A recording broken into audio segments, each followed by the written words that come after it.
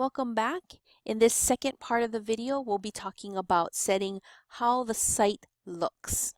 So if you've logged out of your Google site, log back in. I'm here on the home page. And before we even get started, I'm going to ask you to make a few edits to your home page. So remember, to edit the content of the page, we're going to click on the pencil icon in the top. That brings us into editing mode with all of our toolbars. And what I want to do is, we have this text here that says use this page for the course syllabus. I'm going to push that down a couple lines. I'm going to come back up to the top, and there's some lines of text that I want you to type. The first being heading 2, then I want heading 3, heading 4, and normal text. If you happen to see your content picking up the formatting of another piece of text like here, all I need to do is highlight, and in the formatting bar there's the T with the little X, and that's the icon that removes any formatting that has been applied. When I click that, it moves back, and now this is the default text style that comes with this theme. Next thing I want you to do is highlight heading 2, go to Format, and pick heading 2. Click on where it says heading 2.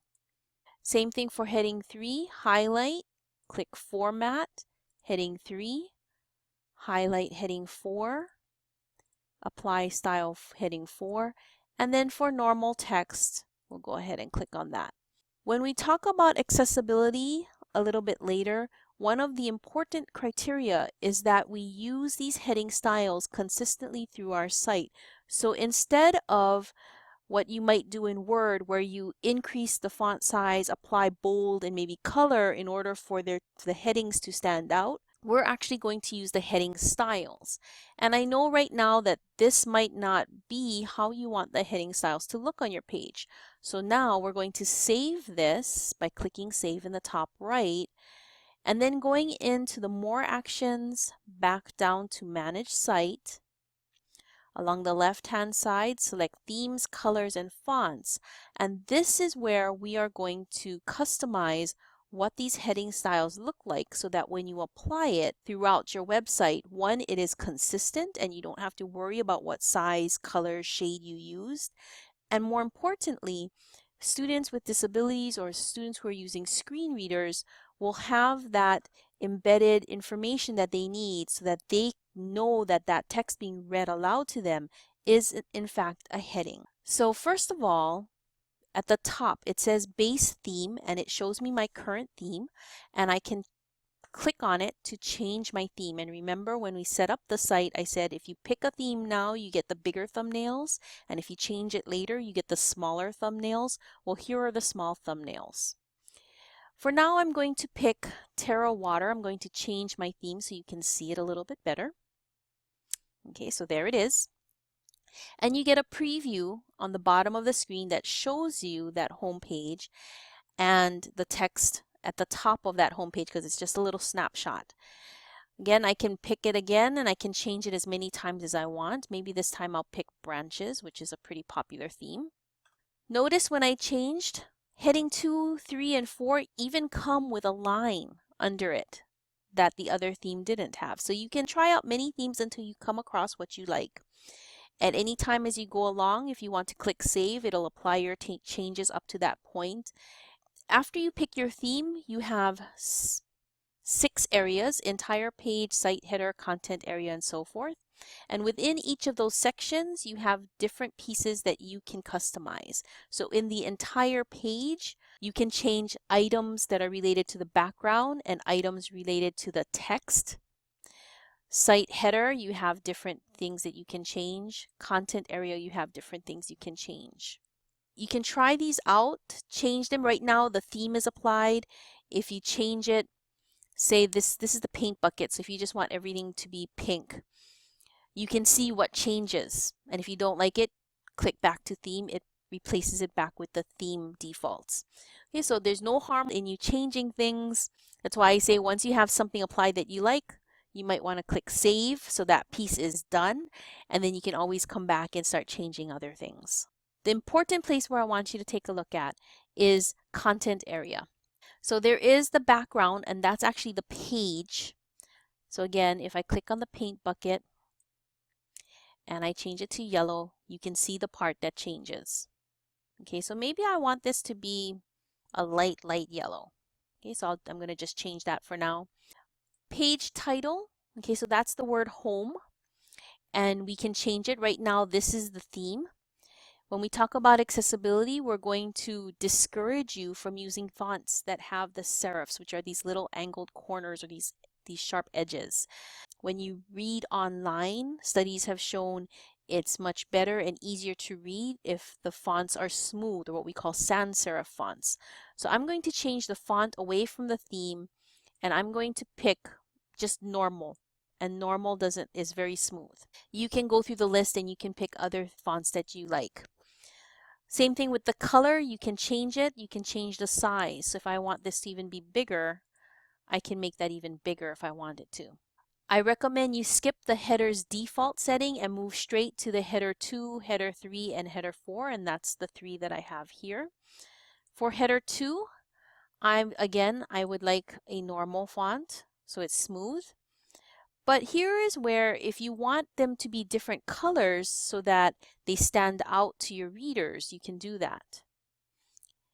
The size looks okay, so I'm going to move to header 3, pick normal, and then maybe this one I want it to be black. And then for header 4, maybe I still want it to be the normal, which is the smooth, and maybe I go back to that green color. This would be the order of my headers. So this is the page title, this is the main heading, the subheading, and the subheading. There's one more piece, and actually there's a scroll bar here, and that's the main content text of the page. And unfortunately, with this theme, you can't see where we had typed normal text, not with this cutoff. But I want to also select the text and make sure that that's the normal. I can choose the default size of that text and the color, and I'll leave the main color of the text as black. I will click Save to apply those changes. And then to get back to my content page, I'll click along the left-hand side, the title of my site with that back arrow. And now you can see this is what all of the default text on my page would look like, whether it's the title, it's one of those headings, or my paragraph text. So these settings will determine the overall look of the page. And again, there's all these different pieces that can be customized. So even if you pick a theme, if you're not satisfied with one piece of the theme, it may be possible to change it. Just make sure to go back into the Manage Site and go to that Themes, Colors, and Fonts area. And you can experiment with all of these different settings. It's very granular. You can get into a lot of different places with this. Lastly, the layout of the page. So we've already determined the overall look and we've picked out our fonts and colors.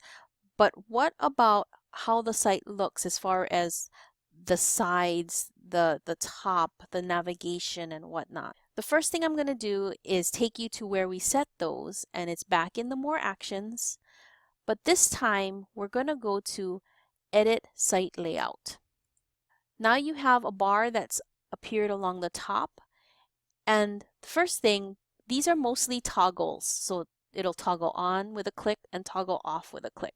So I'm going to click Header. Right now it's darker, which means it's on. If I turn it off, you see how that whole theme, that whole top area has been removed. So you can choose whether you want it to show or not. I'm going to leave it there for now. The horizontal navigation, right now it's off. Okay, it's not dark. If I turn it on, for every page I create, a little button will be created along the top for viewers to be able to navigate between pages. That's something we don't want students to be able to do. We want to restrict the content to that page that we're showing them at that time. So we're going to make sure that that navigation is off. Same thing with the sidebar. The sidebar is on right now, and this is the sidebar, this left-hand part of the page. And again, it automatically is creating a navigational menu that viewers can see and access. And again, we're going to want to turn that off. So I will click on that to turn it off. Custom footer is something that would show on the bottom. So this very bottom, what you see, this is the default footer. If you wanted to create a custom footer, here it is. It's created a little text box, and I can, if you wanted to say copyright, or if you wanted to give any credit or any kind of footer that you would show on every single page, you could enter in that information. It's up to you if you want to add it or not. I will turn it off. This last area, site width, is talking about this dark green border that's around the page itself. So right now, this is the theme default, that it shows this much of the area along the edges of the page. You can change that to be a custom amount. And depending on the theme, sometimes this is not something that can be customized, which is why I told you some themes don't work well in Laulima, where edges will get cut off.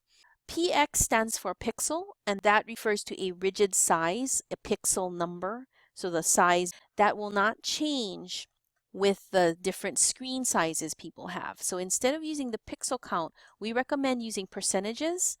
And you can play with the different percentages. I normally stick with something like 90 or 95. Put the percent sign, and that will then scale depending on the device that the user is using. 95% says that the size of the content area will always take up 95% of the overall screen. In order to save that 95%, it does say press enter to save. So I do need to click on the enter button to initiate that save. And so now you see that that margin has decreased so that the content area takes up 95%. I can change that to 90%. Again, I will need to click enter to save it. Now you see the margins have increased, and I like that scale a little bit better. I will click close, and the settings that I have set in that previous page have now been applied. So I don't have the sidebar, I don't have any navigation. All right, so that concludes this particular video, and in the next video we'll continue on and we'll start developing pages. See you then.